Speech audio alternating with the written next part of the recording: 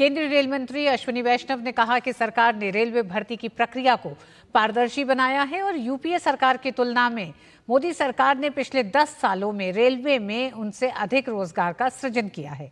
Rail मंत्री अश्विनी वैष्णव ने लोकसभा में कहा कि पिछले 10 साल में रेलवे का तीव्र गति से विद्युतीकरण हुआ है।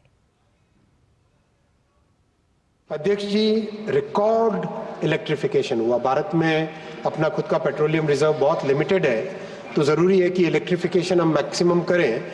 जो 60 वर्षों में 21,000 किलोमीटर हुआ था माननीय अध्यक्ष जी, और इन 10 वर्षों में 44,000 किलोमीटर इलेक्ट्रिफिकेशन हुआ। डीजल के खर्चे में करीब 5,000 करोड़ रुपए का बचत ऑलरेडी हो चुकी है और भी लगातार इसमें डेवलपमेंट हो रहा है। रेल मंत्री अश्विनी वैष्णव ने कहा कि देश भर में रेलवे का तेज गति से विकास हो रहा है और सिर्फ पिछले 1 साल में 5,000 किलोमीटर से अधिक नए रेलवे ट्रैक बने हैं, जो कि कई देशों के रेलवे नेटवर्क से भी ज्यादा है। पिछले 1 वर्ष में ही अध्यक्ष जी 5,300 किलोमीटर नए रेलवे ट्रैक बने, जो कि पूरे स्विट्जरलैंड के रेलवे नेटवर्क से भी ज्यादा है। यानी एक समृद्ध देश के रेलवे नेटवर्क जितना है उतना 2 साल लगातार भारत के रेलवे नेटवर्क में ऐड हुआ है। ये एक बहुत बड़ी उपलब्धि है इस देश की। ये एक प्रधानमंत्री जी के विजन का बहुत बड़ा एक उदाहरण है कि कैसे प्रधानमंत्री जी ने देश के विकास के लिए, एक विकसित भारत के लिए नींव रखी है। सेफ्टी पे बहुत ध्यान दिया गया।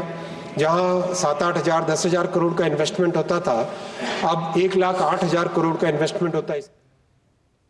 केंद्रीय मंत्री अश्विनी वैष्णव ने लोकसभा में प्रश्नकाल के दौरान एआई के मुद्दे पर जवाब देते हुए कहा कि आर्टिफिशियल इंटेलिजेंस के लिए देश के जाने माने कई संस्थानों के साथ मिलकर 8 प्रोजेक्ट बनाए गए हैं। उन्होंने कहा कि हमारा मकसद देश में एआई के रिस्पॉन्सिबल यूज के लिए टूल्स डेवलप करना है।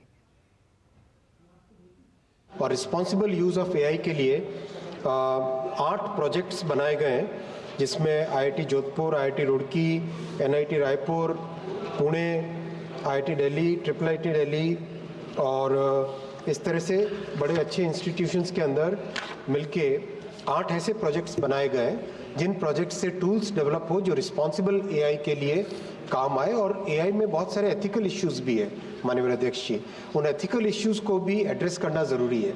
और ये एक इमर्जिंग टेक्नोलॉजी है, इसलिए दुनिया भर में इस पे डिबेट भी है। मैं आपके माध्यम से माननीय अध्यक्ष जी इस महान सदन को ये भी बताना चाहूँगा कि भारत एआई के जो ग्लोबल विचार करने वाले देश हैं उनमें one of the leading countries है।